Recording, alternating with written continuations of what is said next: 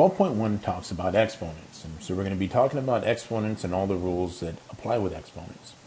So the first problem is here to say to evaluate.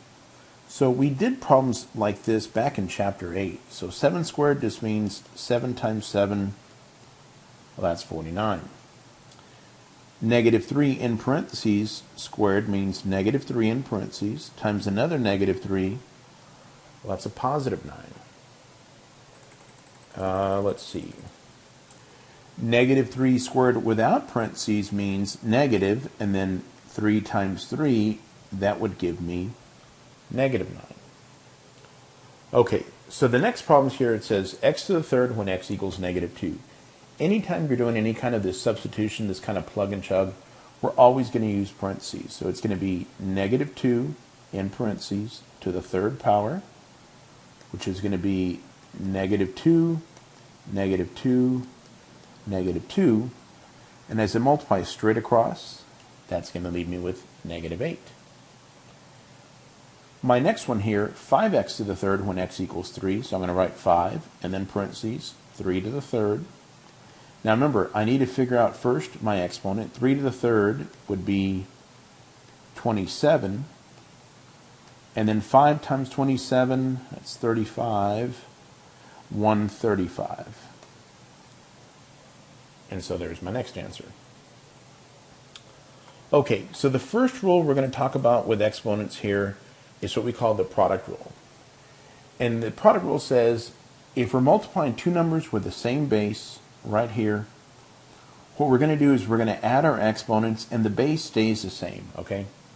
So x to the second times x to the fifth, if I just use this rule, that's going to tell me I need to add my exponents together. That's going to leave me with x to the seventh. Now, I want to explain why the rule works the way it works. X squared times x to the fifth. X squared would be x times x to the fifth, 1, 2, 3, 4, 5. And if you notice, we have a total of 7 factors of x. So it's x to the seventh. So you don't actually have to write it out each time, but I think demonstrating that makes us understand why the rule works the way it does. Okay, let's try these then. So y squared times another y, I can think of the power on this y as a 1, so that's going to leave me with y to the third. Now, when I'm multiplying and I have these sort of expressions like 5y to the fourth and 3y, I still multiply my numbers in front. 5 times 3 is going to leave me 15. Again, I can think of that power on the y as a 1. So y to the fourth and another y to the fifth. I'll do the same thing here. Negative 2 times negative 2, positive 4. Z, 3 plus 2 is 5. All right, let's try this one. X to the ninth y times x to the 10th y to the fifth should give me x to the power 19 and y to the power 6, because again I can think of that power of y right there as a 1. Let's try these next ones. So a squared b times a to the 13th b to the 17th should leave me with an a to the 15 and a b to the 18. And this next one, 12, I can think of the number here being a negative 1. So 12 times negative 1 times a positive 1 is still negative 12. And if I take all my x's and I add my exponents, that should give me x to the power 15. Okay, so now we have our next rule here.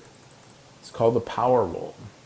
So the power rule for integers says if you have an expression and it has an exponent and you raise that to an exponent, then we take our exponents and we multiply them together. So that's going to give me x to the power 36. Again, the reason why that works, if I have x to the ninth 4 times, I'm going to go x to the 9, x to the 9, x to the 9, x to the 9.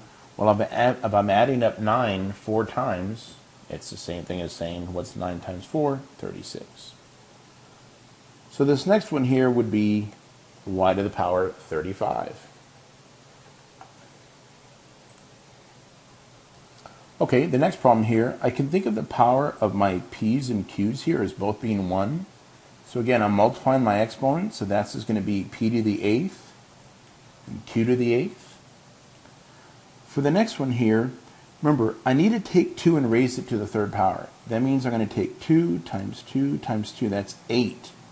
But remember, my exponents are getting multiplied, so 5 times 3 would be 15. Again, since we're multiplying our exponents here, that's x to the 10th, y to the 15th. My next one here, remember, it's negative 7 in parentheses being squared. So negative 7 times another negative 7 is a positive 49. A to the 4th, b to the 10th, and c squared. Again, remember, I can think of the power there of the c as a 1, and all I'm doing is I'm multiplying each of those exponents. Oops. My next one here would be r to the power 9 over s to the power 9. Let me scroll down a little bit further. Okay, so again, this next one here would be x squared, y squared. 7 when I square it is 49. Let's take a look here. Negative 2 squared, positive 4. X squared, z squared, y to the power 10.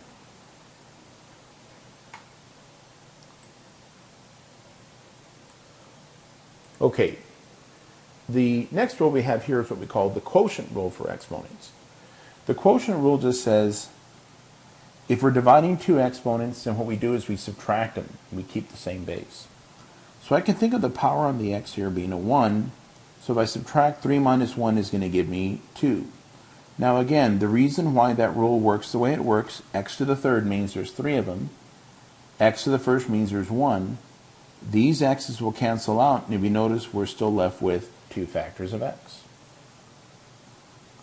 Okay, so in this next problem, I notice that there's more p's on the top, so that's going to leave me p to the 6th, and there's more q's on the top, q to the 5th. There's more x's on the top, so x to the 7th. There's more y's on the top, there's a y. This next one, it's the same idea. There's more negative 4's on the top. How many more are there? There's 3 more. Now, since I do have a number like this, remember, all I'm going to do now, negative 4, negative 4, negative 4. When we multiply all that out, that's going to leave me with a negative 64. Oops. And this next one here, I'm going to reduce my fraction. So I know 7 goes into 7 once, 7 goes into 14 twice. My x's are going to cancel out. We have more y's on the top than we do on the bottom. We have 3 of them. So typically the way we write our answer is y to the third just over 2.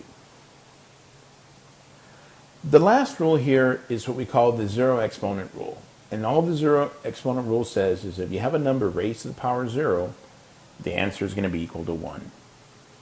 So this one here would be equal to 1. Now, since I have that negative on the outside, that's going to be equal to negative 1. Now, I'm going to write one more problem in here, negative 3 in parentheses to the power 0. This one would be positive 1 because any number, whether it's negative or positive, raised to the power 0 gives me 1. The reason this one here is negative is because that negative is on the outside of the parentheses, or there's no parentheses there.